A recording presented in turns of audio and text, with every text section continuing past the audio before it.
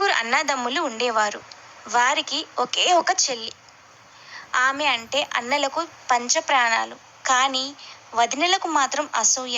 ఆ బంగారు బొమ్మని ఎంతో బాధపెట్టేవారు.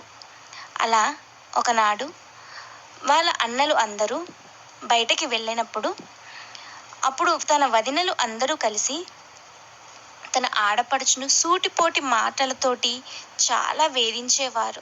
అది తట్టుకోలేక చెల్లి ఇంటి నుంచి వెళ్ళిపోతుందనమాట. తరువాత కొన్ని రోజులకు అన్నలు తిరిగి వస్తారు ఇంటికి. ఇంటికి వచ్చేసరికలా వాళ్ళ చెల్లి కనపడదు. అప్పుడు భార్యల్ని నిలదీస్తారు. మా చెల్లి ఏది అని నిలదీస్తారు. ఇంటి నుంచి వెళ్ళిపోయిందని చెప్తారు. అప్పుడు చెల్లెల్ని వెతకడానికి అన్నలు బయలుదేరుతారు. అప్పటి నుంచి తిండి తిప్పలు నిద్రాహారాలు లేకుండా చెల్లెలి కోసం వెతుకుతూ ఉంటారు. దాహం వేసి ఒక ఊరి పొలిమేరలో బావిలో నీరు తాగుతుండగా పెద్ద తామర పువ్వు నీటిపై తేలుతూ వారి దగ్గరికి వచ్చింది. ఆ తరువాత కొంతసేపటికి ఆ రాజ్యాన్నేలే రాజు వస్తాడు అక్కడికి. ఆ పువ్వును తీసుకువెళ్ళి తన తోటలోని కొలనులో వేశాడు. కొలను చుట్టూ దట్టంగా తంగెడు పువ్వులు మొలకలు మొలిచాయి.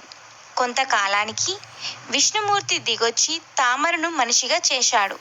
ఆమె శ్రీలక్ష్మి అవతారమని ప్రకటించాడు. పువ్వులకు బతుకు తెరువుకు చూపింది కాబట్టి బతుకమ్మ అయింది. ఇదో జానపద కథ. ఏంటంటే మహిషాసురుణ్ణి చంపిన తరువాత అలసి సొలసి మూర్ఛపోయిన అమ్మవారికి మహిళలంతా కలిసి పాటలతో స్పృహ తెప్పించే ప్రయత్నంలో మరో కథ ప్రచారంలోకి ఉంది. ఆత్మత్యాగంతో తెలంగాణలో ఓ పల్లెను వరద బారి నుండి కాపాడిన త్యాగమూర్తే బతుకమ్మ అనేవారు కూడా ఉన్నారు. ఈ నేపథ్యంలో ఏదైనా బతుకమ్మ సంప్రదాయం తెలంగాణ ప్రజల జీవితాల్లో ఒక భాగమైంది. ఇంకొకటి ఒక బాలిక కథ ఉంది బతుకమ్మది. బతుకమ్మ పండుగ వెనుక అనేక కథలు మనకు ప్రాచుర్యంలో ఉన్నాయి. వాటిలో ముఖ్యంగా పేర్కొనే కథ ఒకటి. ఒక బాలిక భూస్వాముల ఆకృతులను భరించలేక ఆత్మహత్య చేసుకుంటుంది. అప్పుడు ఆ ఊరి ప్రజలు అందరూ ఆమెను కలకాలం బతుకమ్మ అని దీవించారట. అప్పటి నుంచి ఆ బాలికను కీర్తిస్తూ గౌరమ్మని పూజిస్తూ స్త్రీలకు సంబంధించిన పండుగగా బతుకమ్మ ప్రాచుర్యంకు పొందింది. బతుకమ్మ వేడుక సందర్భంగా స్త్రీలందరూ తమకు ఎలాంటి ఆపదలు రాకూడదని, తమ భర్తకు పిల్లలకు ఎలాంటి ఆపద రాకూడదని గౌరమ్మను వేడుకుంటూ ఉంటారు.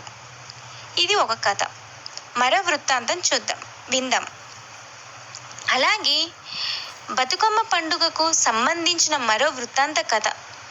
దీని ప్రకారం దక్షిణ భారతదేశాన్ని పాలించిన చోళవంశ చక్రవర్తి ధర్మాంగదుడు సంతానం కోసం పూజలు చేయగా లక్ష్మి అని పేరు పెట్టారు. పసిబిడ్డ అయిన లక్ష్మి అనేక గండముల నుంచి ఎదుర్కొంటుంది. అప్పుడు తల్లిదండ్రులు ఆమెకు బతుకమ్మ అని పేరు పెట్టారు. అప్పటి నుంచి యువతులు మంచి భర్తను ప్రసాదించాలని కోరుతూ బతుకమ్మను ఆనవాయితీగా అయిందట.